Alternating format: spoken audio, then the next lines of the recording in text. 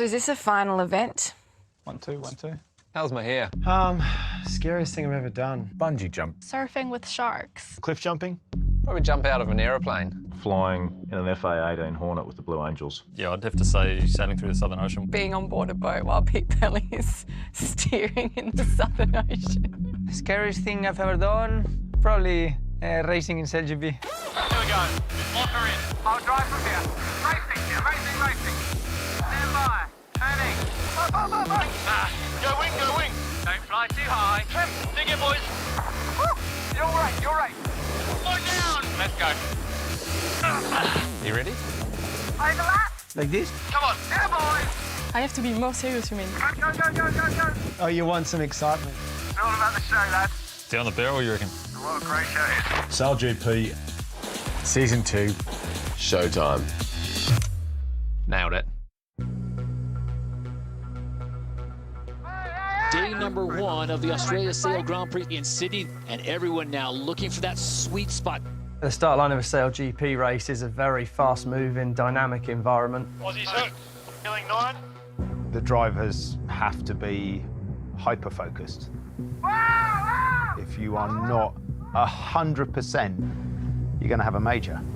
Killing 8. The start in race 3, we were coming back into the line, but we were being pushed by Jimmy and the American team. Japan were quite a long way to leeward. My attention was on Jimmy, and I just hadn't seen that Japan had turned up so hard. And turning up now. By the time someone mentioned, you know, have you seen them, it was too late. Watch these guys. No! The British crew have crashed. They had no rights there. Disaster for the Japanese. Oh, my God. It was really late in the afternoon, and there was quite a lot of glare on the water. And their boat is a white boat, and I'm kind of looking at the software on the wing, and the white boat sort of came in view just behind the race software, and I was like, Japan. Watch these guys. We just missed them until the last moment. Oh, my God. Oh, my God. What the... Gosh, you've been kidding me. You asked me at the beginning what was the scariest moment of life. I guess in reflection, Ben taking us out is one of the scariest moments I've had on the water. There was absolutely nothing we could do in that scenario. And we're leeward boat, we're defending the line, and never were expecting someone to basically just bear away on the foil and just charge at us at full speed.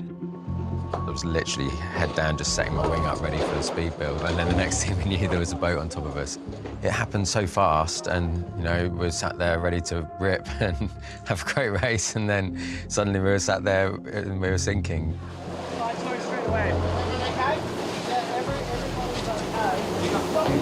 The Japanese boat was severely damaged to the point probably weren't going to be able to race the next day, and in that instance, we almost certainly weren't going to be able to race, and almost certainly the season was over for us.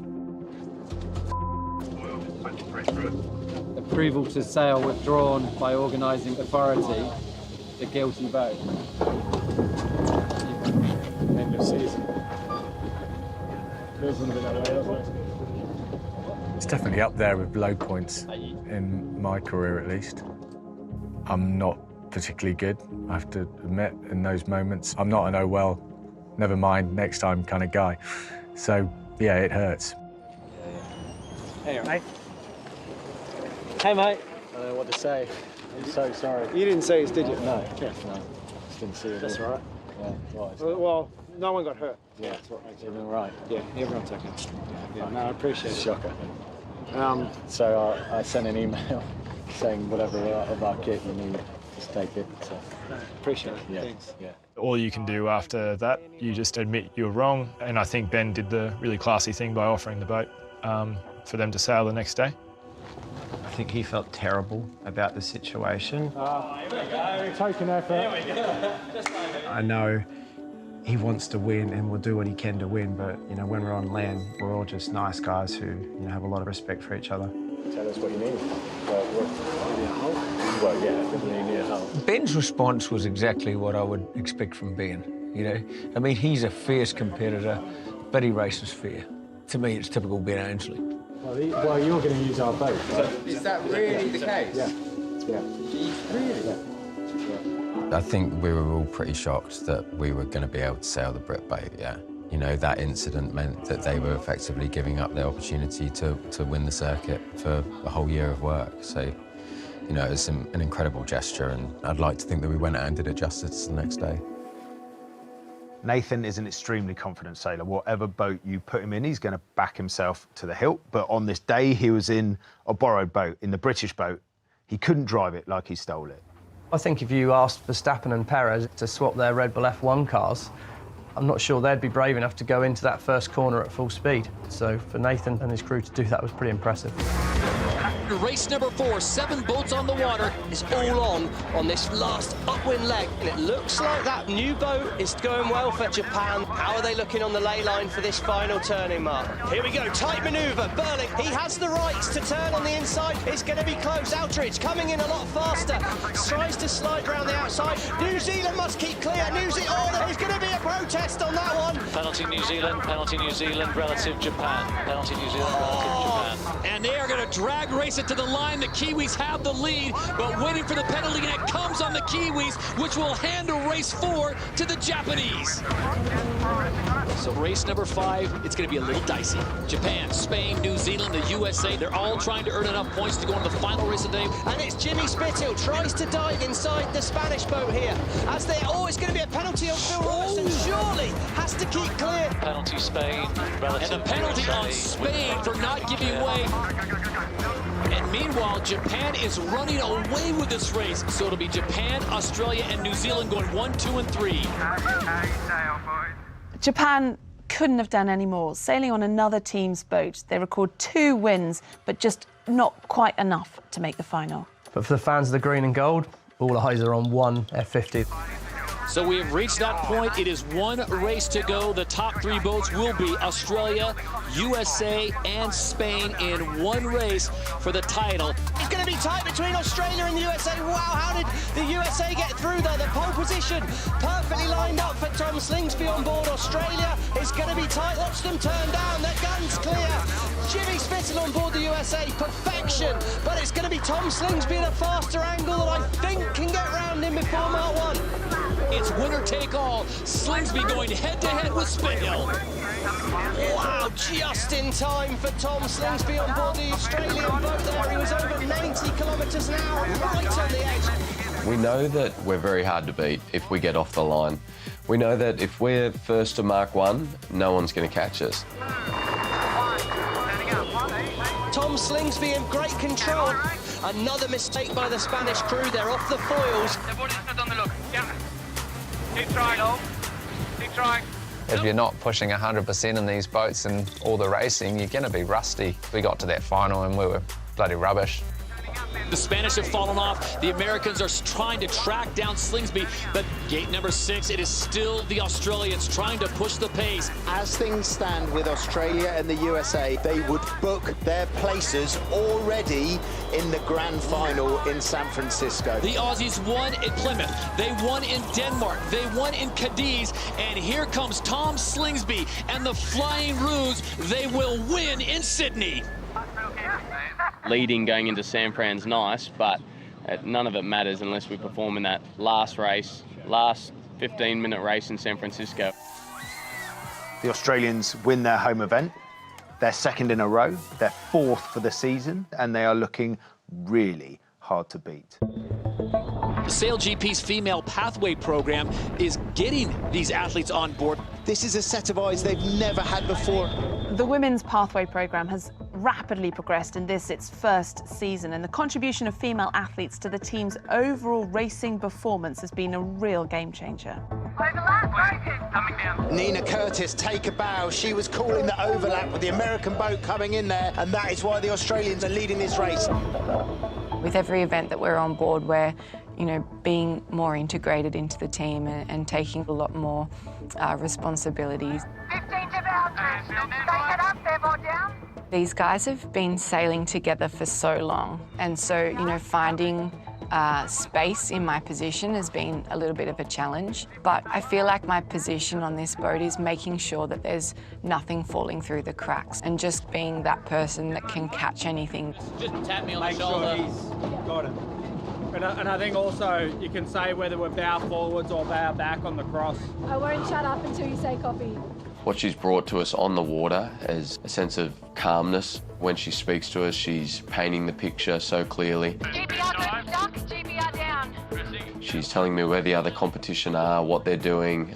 Nina's done an amazing job. I have 2 walls depending to the forecast conditions, so I sail like a 6 sailor at the back just behind the helm. It's more about tactics, and when the condition is light, my wall is more physical. And yeah, I have to grind like maybe all the time and really focus on it. CJ Perez, the youngest in the fleet at just 18 years of age, out of Hawaii, happy to be on board with USA Sail GP. We want to be sailing in the major roles on the F50s, and we want other females to see that as well and to hopefully be inspired to do the same thing and really change the face of the sport. If you know your history, this place is really special. Some people called it the greatest sporting comeback of all time, when Oracle Team USA overturned an 8-1 deficit to win the 34th America's Cup. Nearly 10 years on, and we've got 3 key members of that team in Spithill, Slingsby and Ainsley back here on the racecourse. Yeah, there is definitely something special about San Francisco. I mean, clearly had one of those experiences of a lifetime. It's just one of those iconic venues.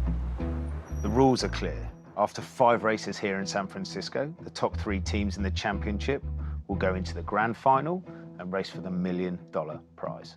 Australia, USA and Japan, points-wise, are pretty much nailed on, but there's always jeopardy out there on that race course. If one of those teams has a big incident, it could leave the door open for a surprise team to make the grand final. Welcome to San Francisco, California. It's grand final weekend. As we now get set, this is race number 2. Nathan Outridge on the Japanese boat here in the middle of the line. Out the back it's Spain. Jordi Chamar taking over for Phil Robertson. He has left the team. Next year, he'll be a part of Canada Sail GP. Australia and Japan on the button, and it's now a drag race between these 2 massive teams. And it looks to be like the Aussies might have the best position. Japan, wow, that's absolute power of strength. Well, look at this, they lost control of the boat. Give me the runner. And Slingsby's gone, off down the racetrack. I think as Ayrton Senna once said, if you see a gap and you don't take it, you're no longer a racing driver. He's got to be careful here, he's on the inside. We had committed and Jordi decided to try to close that gap. Yeah, I let my temper fly. I wasn't happy about how close that was to ruining our season. Penalty Australia, relative Spain, not entitled to mark. Too aggressive from Slingsby. He will finish behind Spain. Denmark Sail GP in the first place. Japan, they'll hold on for second in San Francisco. If you want to win the last race, it's about building momentum. You'll talk to Tom, and he was in the same mindset as us. You know, we are here to win the San Francisco event, and then we're here to win the $1 million. So the third and final race of the day, Jimmy Spithill was 7th in race number 2. Does he still protect the asset in race number 3? Our philosophy was if any of the top 3 were damaged and were unable to sail, they weren't going to be able to use someone else's boat, like Nathan did in Sydney. That really put an emphasis on, guys, we have to protect the asset until we get to the final race. At mark number 1, it is Japan with the lead, Australia in second. The Americans, another mistake. They're off the foils, feeling the pressure here.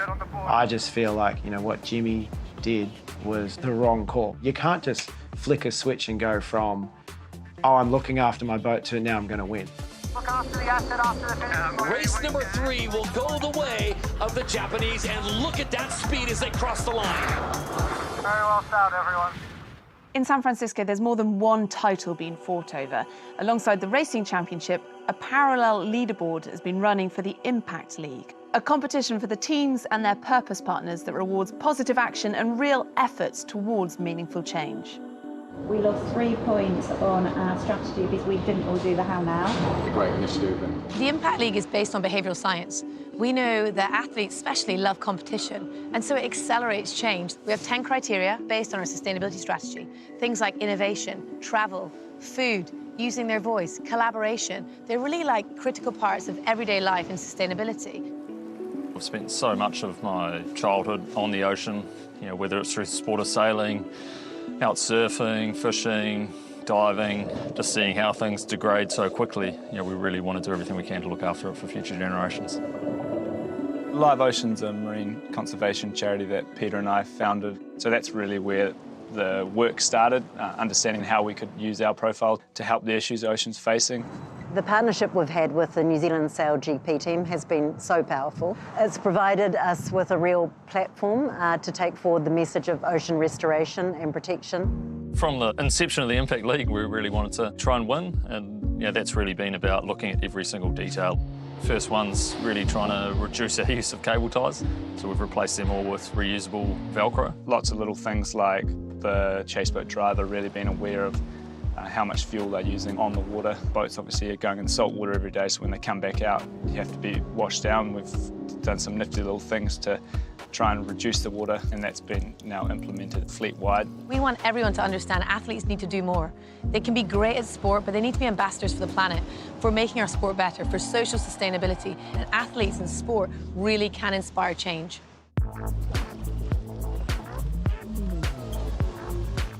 Sail GP's Inspire racing programme has been shadowing the F50 action at all the events.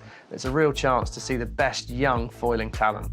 It's great to make them part of the event and to let them experience that for themselves.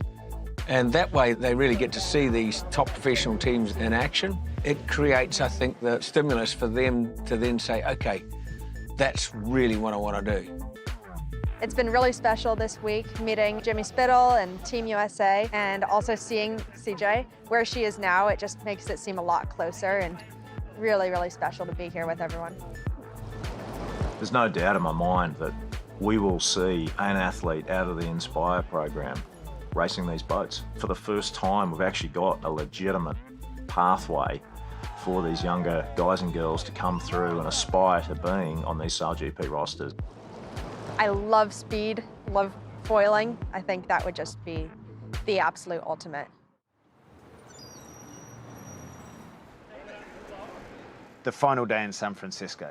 After a season that stretched over almost 12 months and taken us right across the globe, it all ends here. Day number 2 of the final event, and all boats flying in the shadows of the Golden Gate Bridge. This is the first time we've seen the Americans and Jimmy Spittle leading the fleet, and what a time to do it. The speed, the level, the amount of boats, it's auto racing. I mean, this is F1. Oh, and Spain diving inside. Oh, there's a collision on board the American boat and the Spanish boat. Oh, my Lord. We thought we were overlapped, and then they closed the gap, and I responded, and we just flew up and landed on top of the American boat.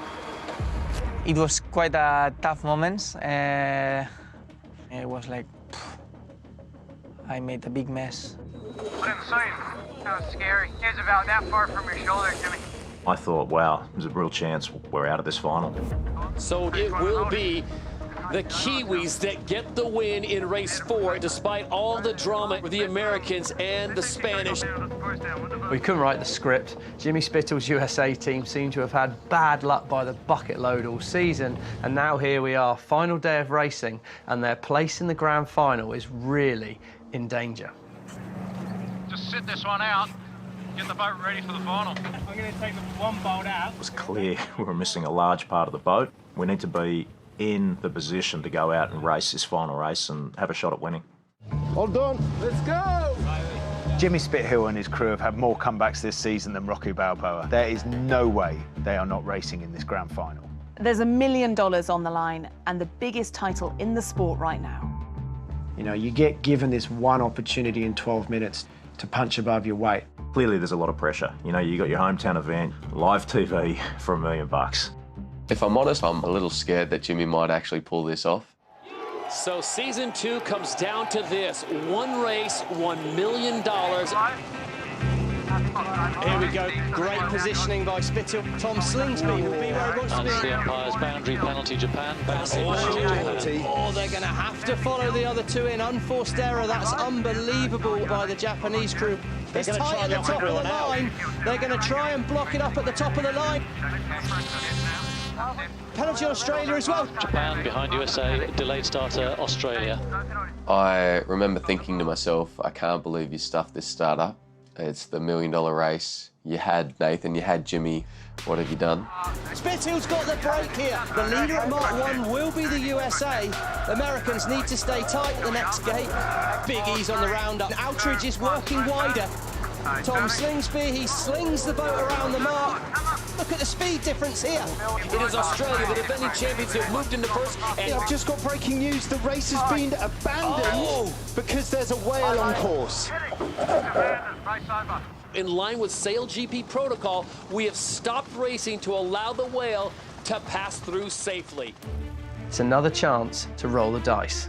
And if you're Tom, Nathan or Jimmy, you've got to ask yourself one question. Do I feel lucky? The restart of the grand final here in San Francisco, California, the last race of season 2 of SailGP. The Australians have the speed. There's the start there. Spittill's done a fantastic job again, but it's Australia and Tom Slingsby. They're boosting away towards Mark 1. Both boats behind off the foils. These are the defending champions, Australia. They get an early break here in the grand final. They make the turn. They are on to leg number 3. And right now, the Australians are coming up to a 500-metre lead. That's a right turn, Lady Jai, but they're off the foils. Down. This could be opportunity knocks for the boats behind. Foiling in come the American crew. The race is all on. Oh, but they're not laying. They're not laying. And here comes Japan. Up to second of the Japanese crew. And the Americans are stuck at the Windward Gate in no wind. That could well be the crucial moment. For Australia, SailGP, the repeat is now complete, and it is Australia that claims the title in 2022.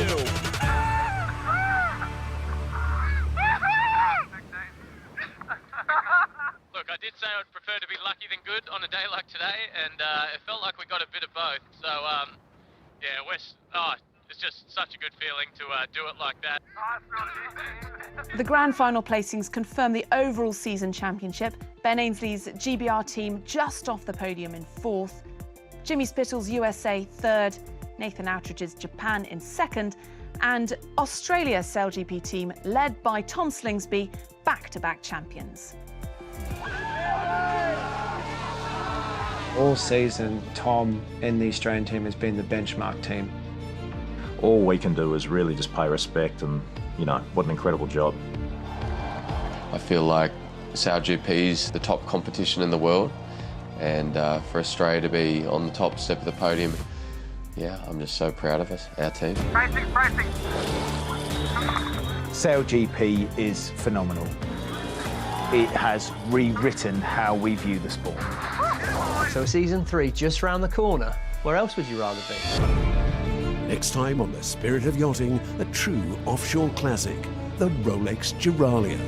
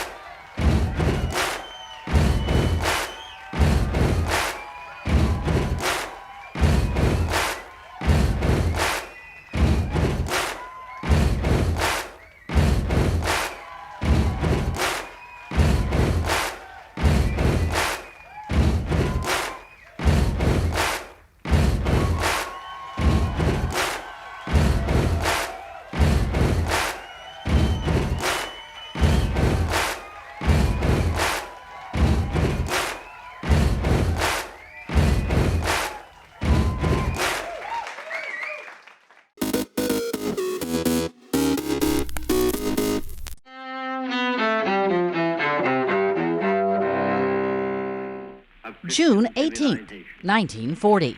In London, British Prime Minister Winston Churchill tells his people to prepare for their struggle against Nazi Germany during World War II. That if the British Empire and its Commonwealth last for 1,000 years, men will still say, this was their finest hour.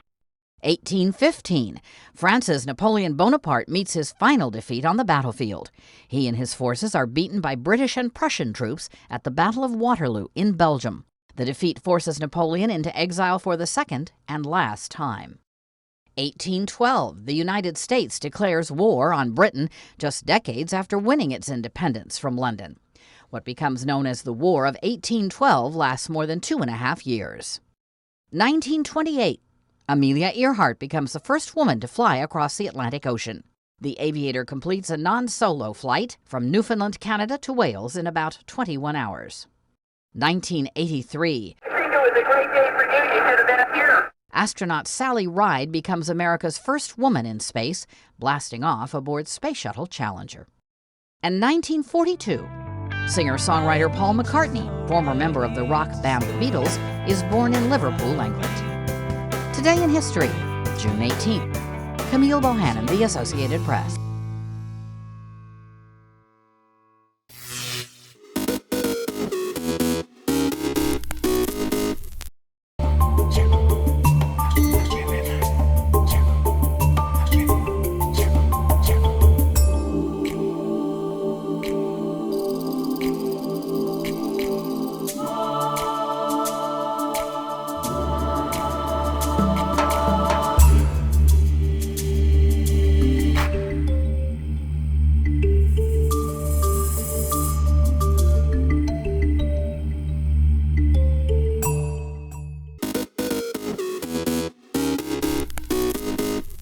Welcome back in our studio, and in today's news,